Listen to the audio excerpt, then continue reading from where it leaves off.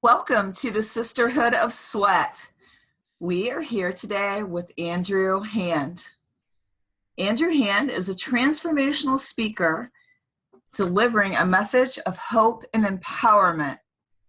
As a musical artist, Andrew weaves his music and message together into an electrifying performance that captures hearts and reminds us of our inner light and genius. Discover the music and message that speakers, seminar leaders, and corporations cannot get enough of. I'm really excited to invite this guest to the show today because they bring so much light, so much love, wisdom, and purpose, which we all need a little more of. We all need to get in touch with that inner light. Sometimes it gets swallowed up by our jobs, our lives, stress, and just pure busyness. And I don't think busyness always serves us. And so he's going to help us dial into our purpose, our calling, and give us some clarity today. So without further ado, I am so excited to welcome the one, the only Andrew Hand to the show. Welcome. Thank you. It's an honor to be here. I'm really pumped up and love the work that you're doing in the world, Linda. It's inspiring. It makes me smile and get excited just when I read about what you're doing. Well, thank you. I really appreciate that. And I think we all like to be seen and heard, right? When we're doing something, it's nice when someone else recognizes it. Yeah. So I was really engaged when I first heard about you from my friend Tara Bradford. When I got on your website, andrewham.com, and I looked at your story and I listened to your message. I think it was maybe a YouTube video where you were giving a speech in front of thousands of people. I loved the story, how it changed your life, and how you walked away different. And I just really want to dive into that and have you tell that to the audience today. I'd love to. Yeah. Tara is awesome. So a big shout out to Tara Bradford for connecting us. Love Tara. You know, the experience that I had when I was 16 is I had this car accident where I was driving home from school. I dropped my girlfriend off. It was, around midnight. And it was about an hour drive to where I lived in Virginia. It was a winter evening. I'm driving on the road, and I've made this drive, hundreds of times. And the thing I know is that, I just have to stay awake. Like that, if you drive a road enough, you start to get a little familiar, and you kind of like close your eyes a little bit. And so that was starting to happen. And I thought, man, this is not good. I roll my window down, crank the music up a little louder. But the next thing I know, I'm off the road. And, my car, I grab the steering wheel, overcorrect, and that sends my car spinning. And it flips over and starts just flipping down the highway at 80 miles an hour. And, in that moment, everything just stopped. It put into slow motion. In the car, as it was crashing down and the windows were busting out, all I saw was this vision of my life flashing before my eyes like a movie, these scenes. And I just felt this incredible sense of dread and like I haven't done what I was here to do. I haven't lived how I wanted to live. I haven't been loving, like I should have. I just haven't been the kind of person that I know that I'm capable of. And, in the aftermath, as the car settles and you kind of come back to reality, I frantically get out of the vehicle and, flag someone down. And then in the months following, what happened was sort of this transformation of mind where suddenly I just felt an incredible sense of peace, and I felt like I was sort of floating in clouds, and the general thoughts that used to run through my mind were kind of gone. And so that was sort of my first experience with what, people often call bliss consciousness, or, you can get into through meditation or whatnot. Yeah. And so in that moment, I began to reach out and connect with people at my school and just be the kind of person that I wanted to be. Be loved, essentially, right? And then what happened is that, that dissipated. And that, as I graduated high school and moved away from my friends and found myself now sort of an adult, going to college for the first time, away from home, I became incredibly depressed. And for 7 years, I just, I worked this kind of dead-end job. I felt I didn't know how to reconnect back with what I'd felt after my accident. I didn't know what I was supposed to do in life. And I really felt overwhelmed and stuck for a long time. And I found music. Music is sort of where I've been since, and what saved me, really.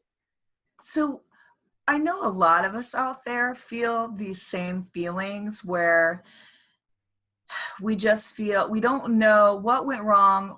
We don't know why we're miserable, and we don't know how to fix it. So what did you do to fix what you were feeling? Yeah, it's crazy because you think like it seems so simple, but it's so hard. And what I finally realized is that I had to just take action. Fear was what was stopping me. And I think that's really the thing, right? No matter how big or small, it's these little inner battles that it can seem like a grain of sand to someone else from the outside, but to us, it feels like this massive mountain. And for me, the little grain of sand was like, I just needed to get out of Arizona where I was living and move somewhere.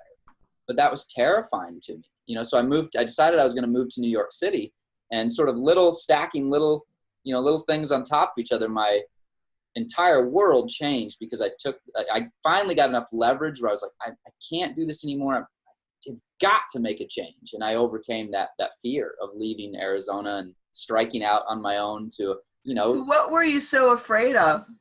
I don't know. I think it was because, maybe because I never felt quite like a grown-up, so to speak. Like I graduate from high school, and yes, I'm an adult now, but I was living in a state I grew up in. I had my grandparents around. I just like my routine was like, I live with family members, and I go to work and I pay my bills and I save money, etc. But I wasn't really living in a life where I was taking risks as an adult and creating a world that I wanted. I was sort of just in this cycle. And I think the fear was how am I going to do this? How am I going to hold it together? It seems so scary, to go to a place like New York or, LA was the two places I was deciding between. And I finally was just like, come on, man, it's not that hard. You've got to do this. So. And I think really in essence, I mean, this may be a broad statement, but no decision is the wrong decision in that regard. Like just making a decision, because you can change the decision if it doesn't work out, right? And I think a lot of us get stuck in that, like it's a forever moment when I make this decision and I can't change it. It is stuck in concrete, right? Yeah. Yeah. It's funny too, like how, we learn these lessons, right? And yet, I still find myself repeating those same kinds of things or fear, and it's like, yeah, you're right. Just decide, right? Make that decision, and you can always adjust. You can always correct. Yeah. I think that's like a common, because I have 3 children. I think it's a common thing that happens when you're transitioning from being a young, adult to an adult and responsible for everything, Yeah. So you're afraid you're going to make the wrong choice. So you get trapped.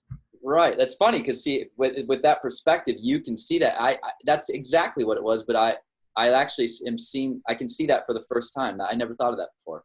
It was a crippling fear of like, how am I going to do this on my own? How am I going to do this without, my mom or without support or, wow, that's interesting. I like that. And I just think that even as an adult, I found myself being afraid of things that I had never done, and I didn't know what it was going to be like. It's that fear of the unknown.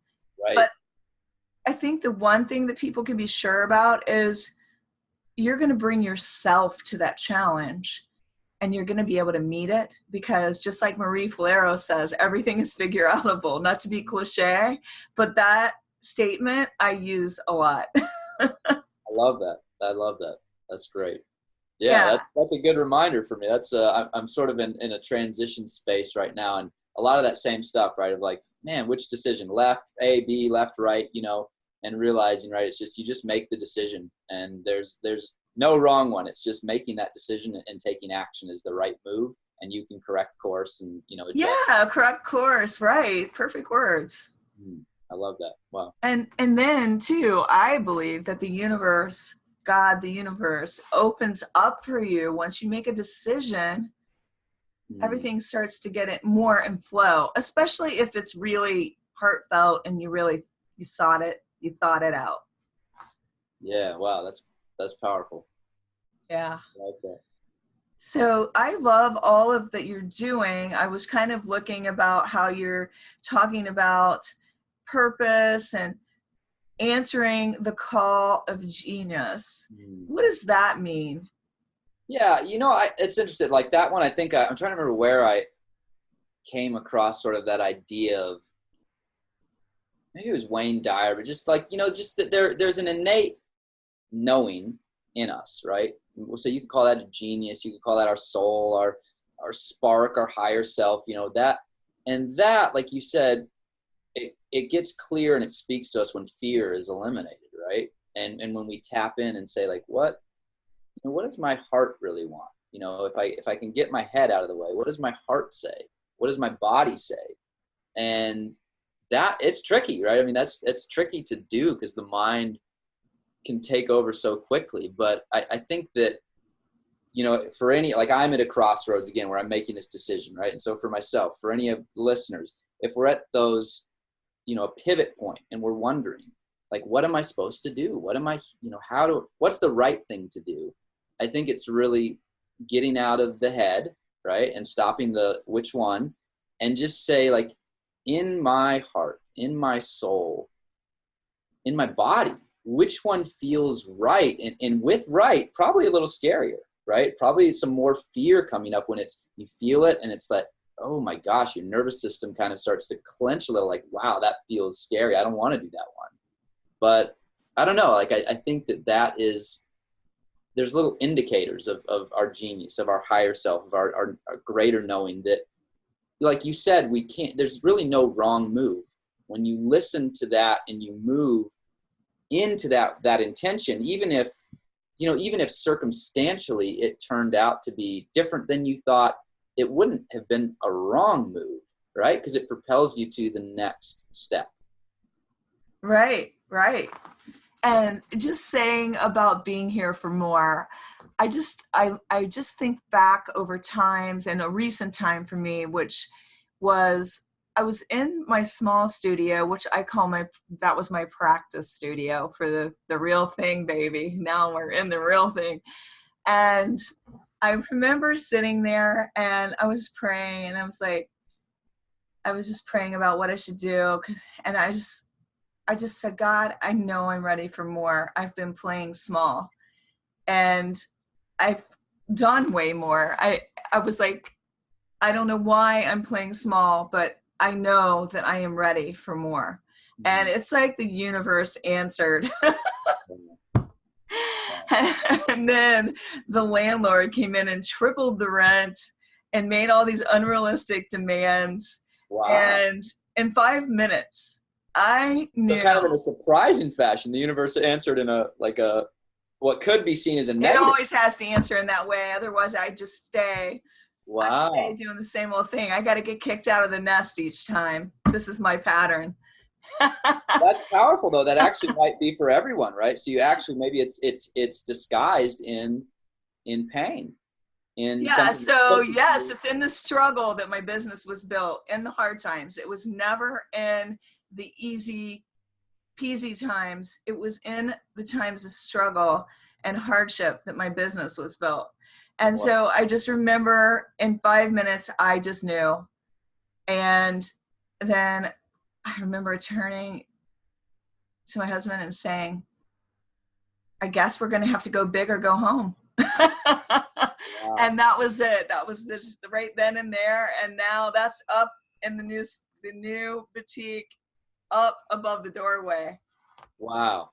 I love that. That's really profound, because I think sometimes maybe we wait around, or we think like it's going to come in a divine way of inspiration. Right. But like, you make the call, you send out the message, I'm ready. And then, when it starts to look bad, instead of recoiling, sort of lean into it and say, all right, where's this taking me? The ride's starting. I love that. Wow. Yeah. So being ready for more, but also how can we recognize the call? How Mm, did you recognize the call? gosh, like the first time, if we're looking at music, right? When so I'm living in Arizona, I'm super unhappy and depressed in my life. And I see these guys that are musicians that I work with. And when they talk about music, it just does something, sort of a longing, a pulling, where I feel like I want to do that. I would love to do that. I guess it felt exciting. It felt, um, Did it feel life changing? it didn't at that time. I mean, like I think what often propels, people, musicians, actors, whatever, it's this idea, like, I want fame, I want to make it. And so I was definitely in that place of like, I want to make it. I was an actor before and trying to, like, I'm going to make it as an actor. And there was something about, I don't think I attached, the fame, a piece to the music at that point. I think I just recognized it was sort of like a beacon, a little beacon of light, a light bulb that's like, wouldn't that be cool? And I think maybe that is part of that, genius, or is like those little moments like, I think Michael Neal, he talks about this, like something that if you didn't get it, it would be okay. But when you think about it, it feels kind of magical. It's like, wouldn't that be cool? And sort of that playful feeling when it does something to us inside. I think that's maybe a sign of the call, is like, we're dreaming, we're brains, we're not even, I don't know how to describe it. I guess it's sort of an unconscious of, your mind hasn't shut it down, right? Like you think about it and your mind's like, that's stupid. That hasn't happened. It's sort of just wouldn't that be neat? I think That that's your imaginative. mind's way of trying to protect you, but your mind and your heart sometimes fight. Isn't that the truth? Where Oh, you're thinking it from your heart, but then your mind is like yeah. the angel, the devil. You're just like, oh, I think it would be so cool to have a studio where this was mine, where I was just empowering women and giving them the tools that they need to build self-confidence and self-esteem. And I don't know, I envisioned it. And then the other side of you is scared to death because you've watched a million gym owners tank. Yeah. And so you have this battle going on. But within me, I really truly believe it's my calling and my purpose, because I tested that sucker out. I I mean, saw how did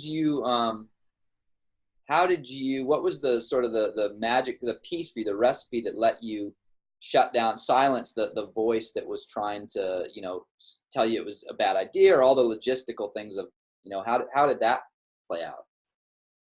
well, first of all, I got a forced surrender, as we were talking before the show started, where I tore my hamstring completely. So I was very slowed down and able to really listen to my heart and think it out and make sure that this was really what I wanted.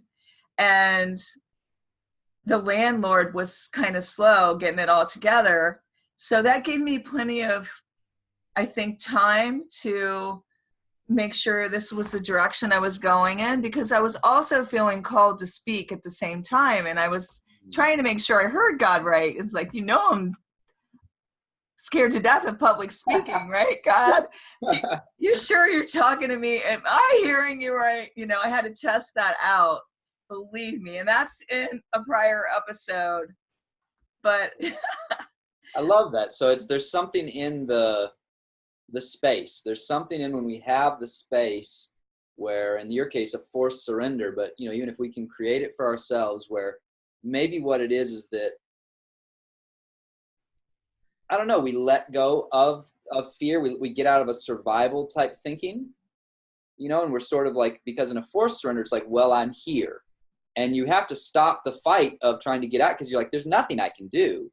I'm here. And yes, I'm continuing with my daily life and the things I need to do, but I'm in this space, and it's a space, in your case, of that, I can't do these physical things that used to occupy my time. So in lieu of this, right, I can keep digging in. I can lean into this and feel into this and ask myself, where is this going? What feels right? That's powerful. Yeah, and really, my husband and I, we really discussed it, and he came in gangbusters, fully supporting me on my vision and my dream and my why. And I just think during that slowdown time, I was able to really get in touch with, I could have just rode off in the sunset and retired if I wanted, really. Yeah. And I was just like, what is it that I'm here for? What is it that I really want to do? What is it that lights my heart up inside? And the answer just, kept coming back to it. And I was like, really, God? Because I was just like, I'm going to speak and run a gym. Okay. Yeah. So that's what I'm doing. Wow. I love that. That's really, wow. That's beautiful. Yeah. So I really can see the greater vision now that it's coming together. Mm. And I can feel the hand of God. That's good. Wow. Yeah. Absolutely. So taking the leap, sometimes you do go splat. Yep.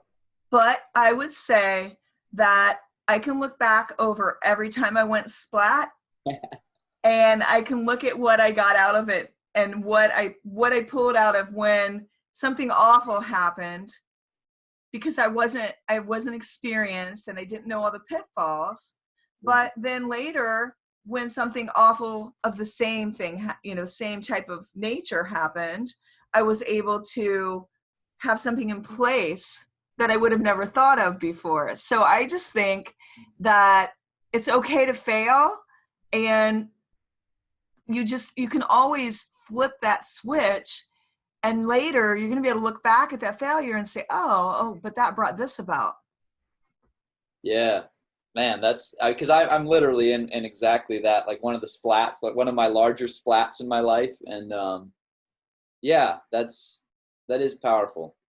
Yeah. It's super powerful, because if you just really look at it from a different perspective of, okay, this is just a way that didn't work, and take the lesson from it and don't stay down, but get back up. Like, I got back up a little too soon with the hamstring, but I at least it wasn't detrimental, but I'm like, okay, it's my body's not quite ready to fly through the air again. So, so anyway, I just think get back up, because I know it's cliche to say, if you fall down 6, get up 7, but I think it's a good cliche, because it's the person that keeps getting back up that's going to make it. Right. And it's sort of the only really truth, to life, right? I mean, we either stay down or we get up. There's no sort of like, well, I'm halfway.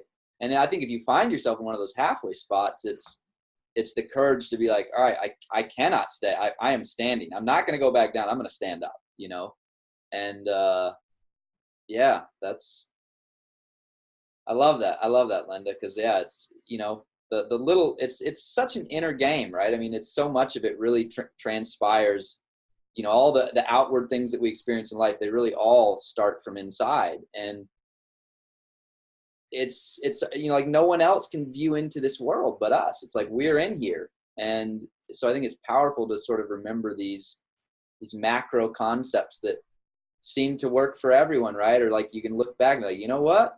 If you get knocked down 7 times, get up, that 8th time, just keep getting up. And yeah, I love that. I mean, that is one of my favorite sort of ideas, is that relentlessness of like, you know what, whatever life brings, it's not going to flatten me. It may knock me down. It may hurt for a while. I may appear to be down, but I'm going to get back up. I know I am, and yeah, I love that. I think just don't focus on the failure is key. Don't focus on the failure. Okay, that happened. That sucked. What can I learn from it? So don't focus on the failure, but focus on your intention and what your goal was that you wanted to achieve. Yeah. Yeah. No, that's good. I'm getting some good lessons here. Hey, I'm a mama. I'm a mama. I can't help myself. Yeah, love it. That's good stuff. Wow. Yeah. So, I mean, like when you think about it, like, was it Thomas Edison? Was it 10,000 ways that Right. didn't work? Yep. Okay. That's what they So, say. I think, yeah, 10,000 yeah. different versions of the Okay. light bulb. Yeah. So, what a positive attitude, right? Right. Most of us would just give up and quit if it didn't work the first time. And boy, by the third time, we're done. Yes. Yes, indeed. Wow. Oh my gosh. Wow. So just being an overcomer and having a deeper sense of self, like you say on your website, to move you forward to your greater clarity and confidence. Why should we be selfish? I mean, so this is like, Why is that an art? selfishness gets a bad rap, right? But I do believe that it's one of the most important things to learn is to sort of be fiercely selfish to our own inner calling, our own steering, our time with ourself, to really guard that and to carve out space where that is sort of the priority, in our life. Because, and I've never been a parent. I get that as a parent, you sort of will sacrifice that. But at the same time, like, I think it's really important to carve out time for you first, because that lets you show up greater in the world for everyone, and so if you can fight, I think a lot of us, that caretaking instinct, which is very powerful and good, right? But when it's to the detriment of our own inner exploration, like if we get this ship, this container right and vibrating and firing where it needs to be first, that's priority number one, that selfishness of get me right. And then let me, use that energy that comes out, that let me use that to serve. I just think there's I don't know, a lot of sacrifice that goes on and people not being selfish enough because of maybe fears of like, what will people think? Or, I don't know, I feel guilty about this, letting guilt drive them. And at the end of the day, I think we just need to remind ourselves that this is my life. This is my journey. I'm here for a purpose. And that's priority number one. And when I get congruent with that, that lets me, be the least selfish person on earth. It lets me be the most giving, caring, open, kind of person. Yeah. And I really think, we're supposed to have self-love. To be able to love somebody else, you have to love yourself first. Yeah. So I know that might be seen as selfish, but really you're supposed to love yourself first, because if you don't love yourself, how could I give love to my husband if I didn't love myself? Yeah. And a person that has confidence draws others to them. That's like, because that's that light, and that confidence is being themselves and just being who they truly are, and not letting themselves be diminished in any way, and not asking anybody's permission to be who you are. That's the key, I think, right there. I love that, Linda. Not asking permission. You don't need permission to be who you want to be and to follow your heart. No permission needed.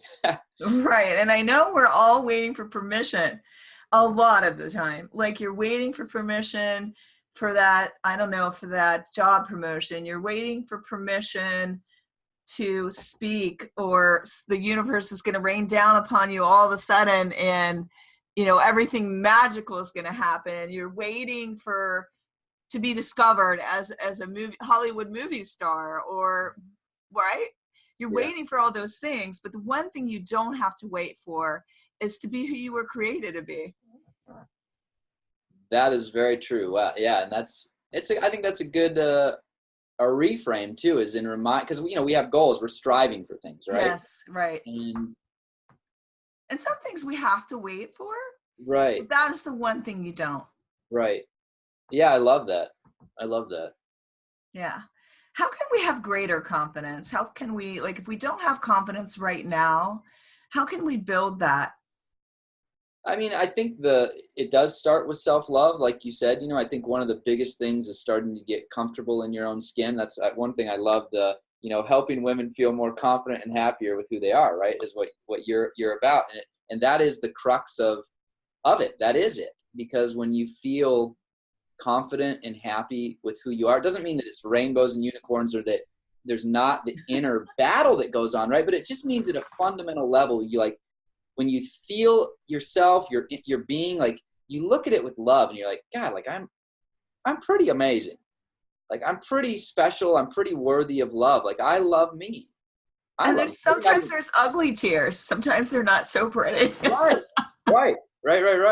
And I mean, like, you know, like I said, I've been going through sort of one of the bigger flattenings, and believe me, I've had moments of a lot of depression. Like, man, I'm really struggling with a lot of stuff. But I think my message to others is my same to me, is like, when I really go deep, when I check in, I still, the little spark, you know, that I came into this world with, no matter how dim it may seem to be getting because of all the things, like, it's still there. That's still there. And so if you can tap into that and start to nurture that, it starts to amplify out, and it reminds you, it lights you back up, and it clears away the crap, right? And it reminds you of, oh yes, there it is. That, and I think if you let that fill you more, you know, all the obstacles kind of start to fall out of the way. Well, I know Susan Sarandon said that without depression, if everybody was on Prozac for their depression, there would be no artists or musicians. Yeah. Because that's probably when you create your music. A lot of, yeah, I mean, it for me, that was sometimes. It is what saved me, because I was a depressed kid and I found music, and it let me get out all those depressing thoughts. Yeah, music. And after you do enough of it, you get sick of looking at it. Like, you start to create, and you see the theme, you're like, gosh, I keep, you know, repeating these same sorts of, like, feelings of hopelessness, or, oh, I'm reaching for this thing, and you kind of get sick of yourself, you know, and it forces you to evolve. I'm trying to find my notes. I was actually really researching cortisol. Okay. And I believe it was 30% if you just listen to music for 30 minutes. Really? I believe it lowers your cortisol levels. Like it was quite a huge percentage. It might not be 30%. I know it was 30 minutes, but it was a huge percentage. It was actually, I think, sleep is 50%. And I thought the music was 30, but it was up there. And I'll post in the show notes what it exactly was when I can find it. I don't know why I can't. I'm looking in my notes, but nothing's leaping out at me right now. But I like to take a lot of notes, so I don't, like, if I find interesting facts, I put them out there. Awesome.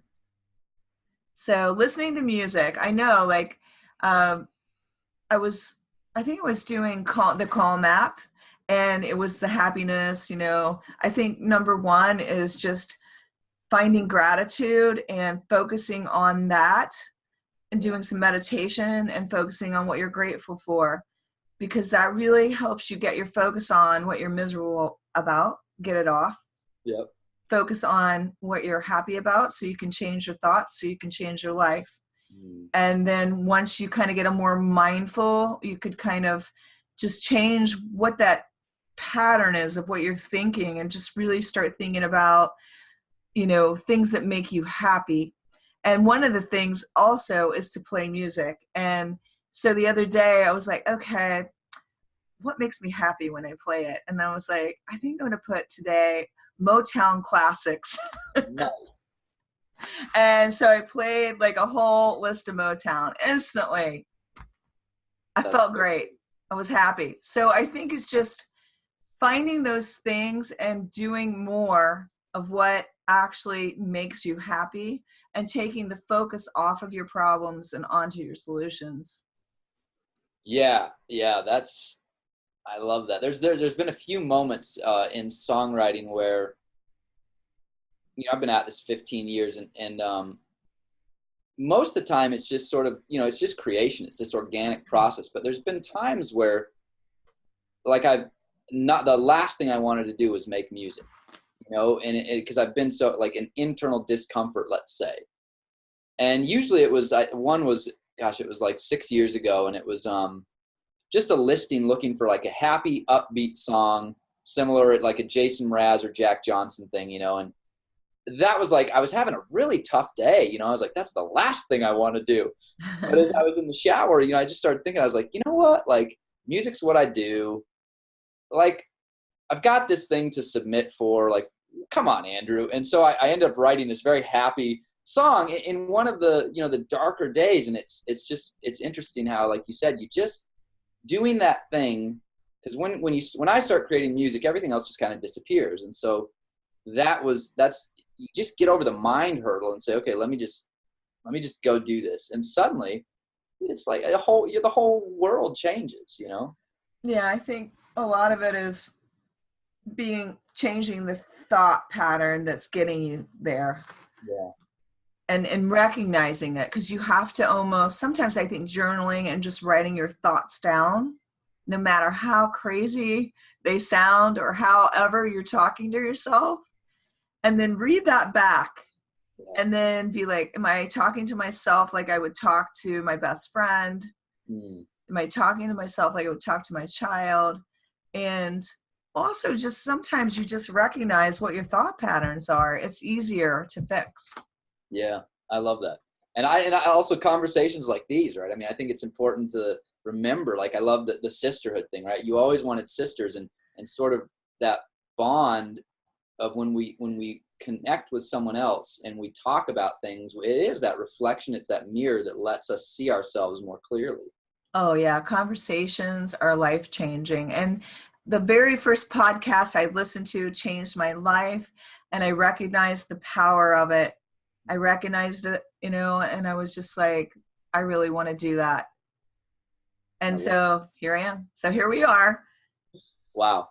All from that's amazing. So the first podcast, it just did something to you, right? It changed my life, because it was actually Lewis Howes' podcast, and he was coming out about being sexually molested when he was a young boy, and the shame that he carried. And so I also carried shame from being molested by a close family member. And so it was quite an emotional, like, I didn't even know what a podcast was. I don't even know how I even found it. I don't even know how I even tuned into it. I think he wasn't even on his own show. He was on somebody else's. Yeah. But it really captured my attention, because it was something that I'd been hiding for years and never dealt with, because I think I wasn't dealt with when I was a young child. So I just stuffed it down inside and dealt with it in the only way my 8-year-old mind knew how, and protected family members. And, you know, so I really didn't speak about it. And so it was very freeing, and also very releasing of the shame that I felt surrounding it. Yeah. So I just really believe the power of a conversation, and listening to motivation and finding what really lights you up inside can be life-changing. Yeah, I think so. Yeah. Yeah. Because we all have our junk. Right. Right. And I think that's another thing too, that, you know, a lot of in the self-help world, it's like, just think positive, change your thoughts. But which is true. It's ultimately what you have to do. But I think there's maybe a lack of honoring sort of the struggle, and being like, look, this is really, even Tony Robbins, he's got, every positive person goes through just as much negative, right? And yeah, learning how to embrace that, and maybe, like you said, it's not I think the victory is in, I understand this, I'm not going to let it keep me here as long, right? It's like negativity, depression, like, it all hits us, but I recognize it and I can flip the switch faster. I think sometimes we don't recognize when we're feeling anxiety. We don't recognize when we're feeling depression, or somebody out there with PTSD may not recognize it. Right. But when you're able to call it out and know when you're having it, then you can form a strategy surrounding it, rather than, oh no, I'm depressed, I don't know what to do. Oh no, I have PTSD. It could be more like, oh, I'm having PTSD. That triggered that. Oh, what is my strategy now that I know? that this is what triggers my post-traumatic stress disorder or my depression, or maybe I need medicine, or maybe I need to eat better and I need to exercise. But there's usually, if you can decide the strategy before you're too much in the throes of it, I think it's huge. Yeah, I really like that. Because a lot of times I guess I sort of feel into things, right? And I wouldn't have thought of putting it into that framework of like, this is my strategy for this specific thing, right? Because it's like one moment, like PTSD is different than a different trigger, but for each trigger, whatever that strategy is, and it might be that a certain strategy works for a whole host of different triggers, but like sometimes it might be like, I just need to walk out the front door and start walking, and anyway, I love that. Yeah, right. And I'll tell you, it's just finding that one person you click with that's an expert on the topic that has been there, done that, and came out on the hero solution. Or, like with anxiety, I feel like Mel Robbins is like amazing. She's amazing with helping people with anxiety because she suffered from it herself. And I think it's just having the conversations that you need to have, and the self-care, because sometimes you're depressed because you might be angry about something that you didn't deal with, that you didn't face, and that you didn't take on because you didn't want the confrontation. Yeah because stuff going on here, Linda. Hey, my mom she was manic depressive, and she suffered from depression and suicidal thoughts when I was growing up. And so that's actually kind of what turned me towards fitness. And so, and I think the whole mental health here in our country needs a big fixing, because we treat mental health a lot of times like it should be just the same as taking a bath, and it should be the same as feeding yourself good food. It's hugely important because your mind directs your body and everything that you do. And I feel like it's been so, like, people have been treated like they have a disease if they're depressed, or if they're struggling, their chemicals are imbalanced or whatever, when in reality, it should be, we've got to take care of our mental health, and we need to beef that up, and we need to get people we need to get them where they need to be. Yeah, I love that. My mom's a therapist, and so that's her daily work, right? Yeah, that's awesome. Yeah. So I'm not a therapist. I'm just. Yeah, but you are, right? Because exercise, the therapy of exercise, right? And like what that does chemically to your brain. It's amazing therapy. And it is. And that's what I discovered at a young age. Yeah. I didn't understand what was wrong with my mom. I didn't know what I know now. Yeah. And so I just knew that's not what I wanted. And so I was like, what is the solution? And I remember when I was working out, my endorphins, I just felt so happy afterwards. And it gave me a sense of control, I think, in the chaotic world. Which is important, right? It's important in the healing of trauma. We have to assert control, that we have authority to control our world. Yeah. And it does give you some empowerment. It's hugely empowering. Yeah. So I want to talk about Jackie Chan. Jackie Chan, with Jackie Chan? Yeah, Arnold Schwarzenegger, Jackie Chan. It's so one of the things, as a musician, is I also do scoring. And this was, in one of the larger, like we talked about forced surrender. So I had been kind of into this forced surrender where I was pushing so hard with my band. I thought we were going to, take over the world. And what happened is everything fell apart. I got sick, and I couldn't get out of bed one day.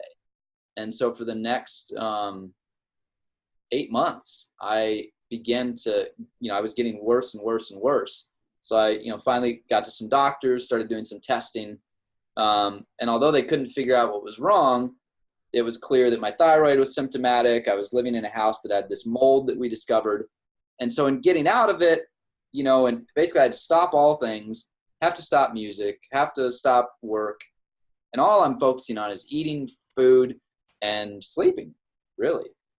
And so in this period, eating and sleeping is all good and well, but it doesn't pay the bills. And so, this time was going on, and like my savings was just going, and a friend of mine that was a film director, we'd been friends for, I don't know, probably about 5 years at that time. And I'd always wanted to work with him, but I'm not going to be pushy and be like, hey, I want to work with you. And so he was up at, our place doing some filming for a shoot up in Montana. And his assistant director just was like, oh, is Andrew going to do the music for this? Kind of as a sort of just an aside. And I was like, I'd love to. And suddenly he was like, well, I hadn't thought of that. Yeah, well, do you want to? So anyway, we scored this commercial for the local football team in Montana.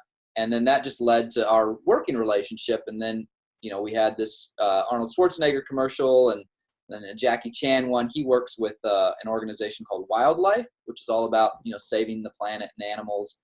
And so they do celebrity campaigns. So Jackie's campaign was about saving pangolins from poachers. And so that was, that's the... Oh my gosh. Yeah. Did the music for that. And yeah.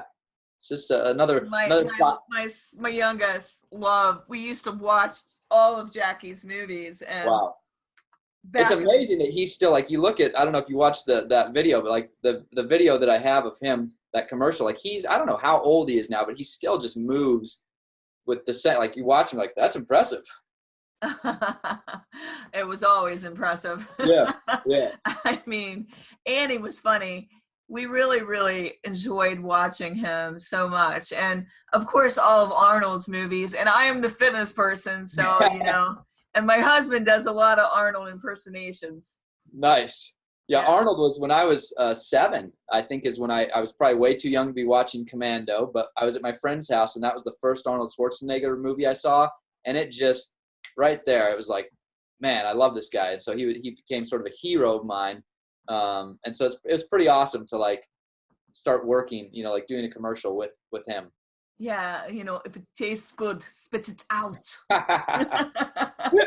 Right. Yeah. And all kinds of fun things. Like he just had so many sayings and things that he would say. So, so that's cool. So you worked with them and you've done a lot. What did you like? I mean, what was it like speaking to audiences, and what did you get out of that? I'll tell you, the speaking thing, it's been actually probably one of it's tied into this. I said I'm at one of the bigger flat lines, and it's that experience is tied into that. So I had joined this coaching program, a very high-end like mastermind for speaking and whatnot. And before that, I'd sort of had tried speaking in the past, but kind of gave up on it. I put it to rest. And this program sort of had like the promise, right, that it was going to get you on more and more stages. And that just was far, like I actually ended up getting kicked out of this mastermind because I challenged the leader of it.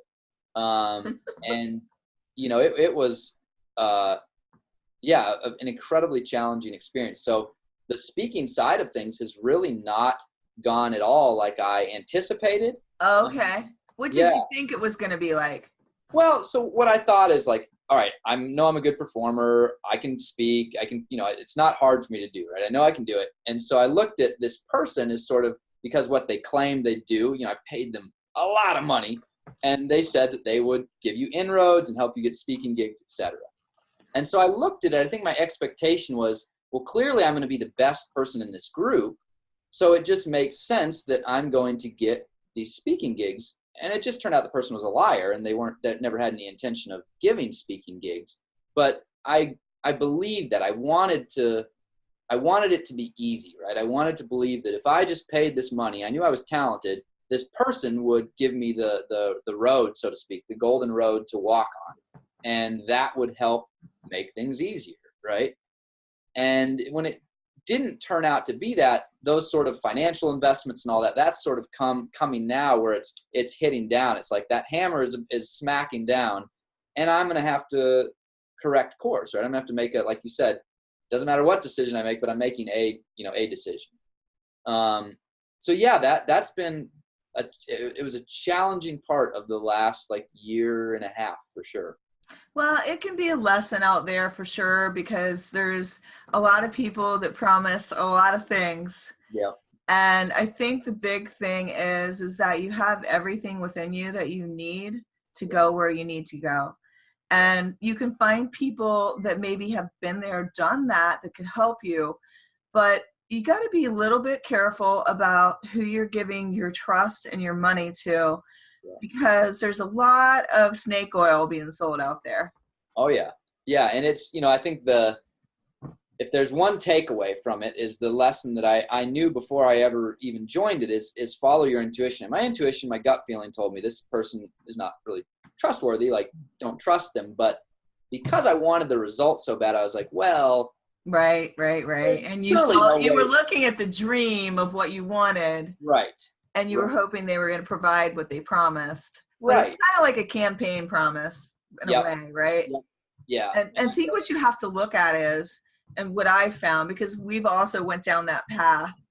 My husband and I were like, oh my gosh, is this just a sales thing for the bigger sales thing? It's like they got us in for this amount, and this is what they really want. And are they going to really deliver that? Because they didn't deliver this. You know what I'm saying? So you're seeing that they're not delivering what they promised. So I think the biggest lesson there is to look at whoever it is that you're thinking about having help you, and are they already adding value? Because if they're not already adding value, test it out a little bit. Because if they're not adding value at a small level, I doubt they're going to give it to you at a greater level either. That's valuable too. Yeah, that's like, right. Yeah, because that's the big lesson. Watch their free content, and in the free content, they're delivering so much value. You're just like, holy cow, this is insane. So yeah. Right. Those are the people you want in your wheelhouse. And just, are they really sincere? Yeah. Are they really sincere? Do they really want to help people, or do they just want to make money? I think you can do both, but you don't want to be around the people that's all they see. They see you and they see dollar signs. Because I used to work in a gym, which was it became all about numbers, and people didn't matter. And that's when I decided to leave that gym.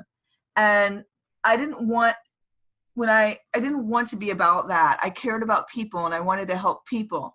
And so that's why this is what I do now. What I'm doing now is my own. Yeah. So, wow, this has been so great today. Yeah. I just really feel like it was an awesome conversation.